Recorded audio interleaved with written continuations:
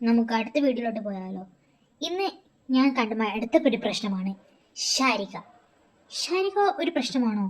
അല്ല, അവർ ഒരു പ്രശ്നത്തിലാക്കി. ആരെ? നമ്മളെ. എങ്ങനെ പ്രശ്നത്തിലാക്കി? അവര് ബിഗ് ബോസിലെത്തിയപ്പോൾ ഉള്ള സത്യം അങ്ങ് തുറന്നു പറഞ്ഞ്. എന്ത് സത്യം അറിയാവോ? അതായത് അവർ പുറത്തുള്ളപ്പോൾ ഒരു ആങ്കർ ആണെന്ന് നമുക്ക് എല്ലാവർക്കും അറിയാലോ.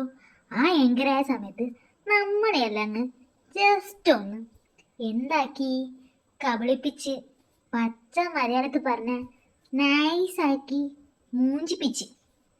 എന്താണെന്നറിയാവാ? പറയട്ടെ. ഇവരും ആ ഹോട്ട് സീറ്റിൽ വരുന്ന ആൾക്കാരും നമ്മൾ വലിയ സ്ക്രിപ്റ്റഡ് ആണെന്നാണ് ഇവർ അനീഷിനോട് പറഞ്ഞത്. ഇങ്ങനെ സ്ക്രിപ്റ്റഡ് ആണെങ്കിൽ നമുക്ക് വല്ല സിനിമയോ അല്ലെങ്കിൽ സീരിയലോ പോയി കണ്ടുകൂടെ?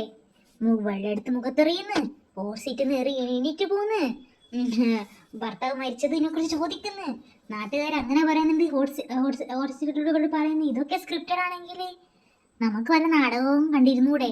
ഇവരൊക്കെ കണ്ടിട്ട് നമ്മൾ ഭയങ്കര ഉന്മാദപരമായിട്ട് നിൽക്കേണ്ട ആവശ്യം എന്തെങ്കിലും ഉണ്ടാ? ശരിക്കും ആരാ പൊട്ടന്മാര്? നമ്മളെല്ലാരും വിറ്റ്, നമ്മളെ വിറ്റിട്ട് ഉണ്ടാക്കുന്ന പൈസയാണ് അവർക്ക്. അത് നിങ്ങൾ മനസ്സിലാക്കണം. അതായത് ഇവരെയെല്ലാം ബഹിഷ്കരിക്കേണ്ട സമയമായിരിക്കുന്നു, അല്ലേ? എനിക്ക് തോന്നിനി, നിങ്ങൾക്ക് തോന്നിയിട്ടുണ്ടോ? തോന്നണം. അതാണ് ഇപ്പത്തെ യൂട്യൂബിൽ നിന്ന് എന്ത് കിട്ടും? പൈസ കിട്ടും. നമുക്കൊക്കെ 2000 സബ്സ്ക്രൈബേഴ്സേ ഉള്ളൂ.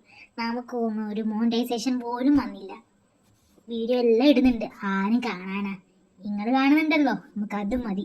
എന്നാൽ ശരിയാട്ടാ, അടുത്ത വീഡിയോയിലോട്ട് കാണാം.